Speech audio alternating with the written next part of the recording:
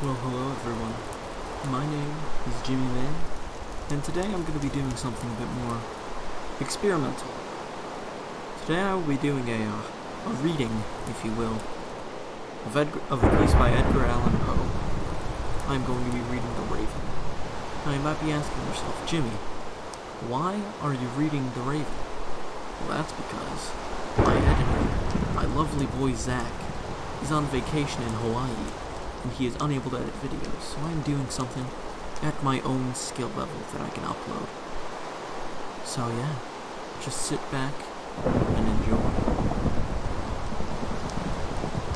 Once upon a midnight dreary, whilst I pondered weak and weary over a quaint and curious volume of forgotten lore, while I nodded nearly napping, suddenly there came a tapping, as if one gently rapping at my chamber door. "'Tis some visitor," I muttered, tapping at my chamber door. Only this, and nothing more. Ah, distinctly I remember it. It was in the bleak December, and each separate dying ember wrought its ghost upon the floor. Eagerly I wished the morrow. Vainly I had sought to borrow from my books secrets of sorrow, sorrow for the lost Lenore, for the rare and radiant maiden whom the angels named Lenore, nameless here forevermore. And the silken, sad, uncertain rustling of each purple curtain thrilled me, filled me with fantastic terrors never felt before, so that now, to still the beating of my heart, I stood repeating, "'Tis some visitor entreating entrance at my chamber door. Some late visitor entreating entrance at my chamber door. This is it, and nothing more." Presently my soul grew stronger, hesitating then no longer. "Sir," said I, "or madam, truly your forgiveness I implore.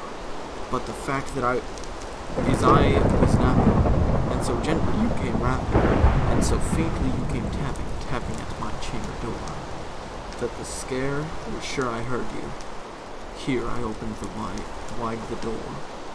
Darkness there, and nothing more." Deep into that darkness peering, long I stood there, wondering, fearing, doubting dreams no mortal ever dared to dream before. But the silence was unbroken, and the stillness gave no token, and the only word there spoken was the whispered word, "Lenore?" This I whispered, and an echo murmured back the word Lenore. Merely this, and nothing more. Back into the chamber turned, all my soul within me burned. Soon again I heard a tapping, somewhat louder than before. "Surely," said I, "surely that is something as my window lattice. Then, me see then, what a threat is, and this mystery explore. Let my heart be still a moment, and this mystery explore. 'Tis the wind, and nothing more." Open here I flung the shutter, when, with many a flirt and flutter, in there stepped a stately raven of saintly days of yore. Not the least of the that word is obedient, may he. Not a minute stopped or stayed he, but with the mane of lord or lady perched above my chamber door, perched upon a bust of Paris just above my chamber door, perched and sat, and nothing more. Then this ebony bird, beguiling my sad face into smiling, by the grave and stern decorum of the countenance it bore. "Though thy crest be shorn and shaven, thou," I said, "art sure no craven, ghastly grim and ancient raven, wandering from the nightly shore. Tell me what thy lordly name is on night's Plutonian shore." Quoth the raven, "Nevermore." Much I marveled this ungainly fowl to hear discourse so plainly, though its answer little meaning, little relevancy bore. For we cannot help agreeing that no living human being ever yet was blessed with seeing bird above his chamber door, bird or beast upon the sculptured bust above his chamber door, with such name as Nevermore. But the raven, sitting lowly on the placid bust, spoke only that one word, as if his soul in that one word did not outpour. Nothing farther than he uttered, not a feather than he fluttered. till I scarcely, more than muttered, other friends have flown before. On the morrow he will leave me as my hopes have flown before. Then the bird said, nevermore. Startled at the stillness broken by a reply so aptly spoken, doubtless, said I, what it utters is its only stock and store, caught from some unhappy master, whom unmerciful disaster followed fast and followed faster, till his songs a burden bore, till the dirges of his hope that melancholy burden bore, of never, nevermore. But the raven still beguiling my sad face, fancy into smiling, straight I wheeled a cushioned seat in front of the bird, and busted door. Then upon the velvet sinking, I betook myself to linking fancy unto fancy, thinking what this ominous bird of yore, what this grim, ungainly, ghastly, gaunt, and ominous bird of yore, meant in croaking nevermore.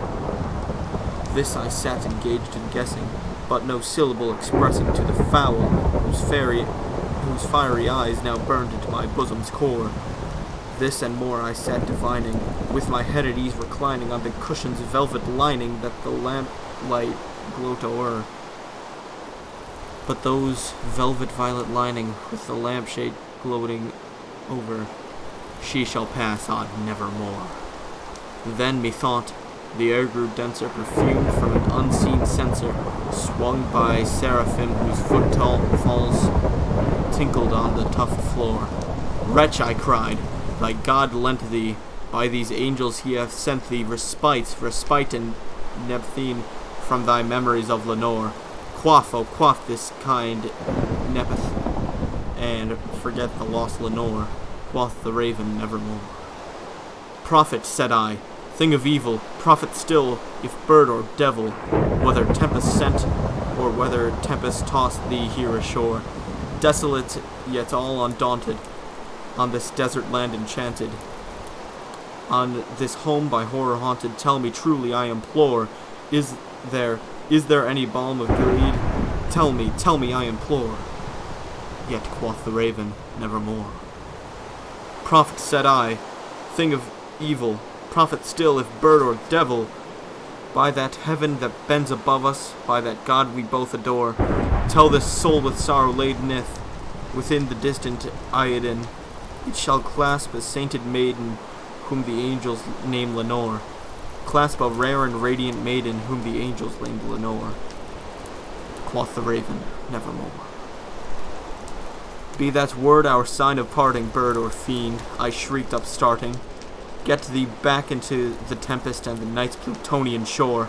Leave no black perfume as if token of that lie thy soul hath spoken. Leave my loneliness unbroken, quit the bust above my door. Take thy beak out my heart, and take thy form from my door. Yet still, quoth the raven, nevermore. On the raven never flitting, still is sitting, on the pallid bust of Pallas just above my chamber door, and his eyes have all the seeming of a demon that is dreaming, and the lamplight o'er him, streaming, throws in his shadow on the floor, and my soul from out that shadow that lies floating on the floor shall be lifted nevermore.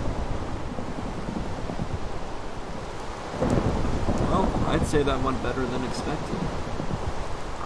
Sure, there was a bit of stumbling there, but I don't even think I'm going to edit that out. I want to have a more genuine experience. Thank you very much for listening, and I deeply hope that you enjoyed this video. And if you'd like to see more or listen to more of my readings, I actually had fun doing this. So let me know how you liked by dropping a comment, maybe subscribing, and I guess I'll see you guys in the next video. This has been Jimmy May, and I'm gone. Bye now.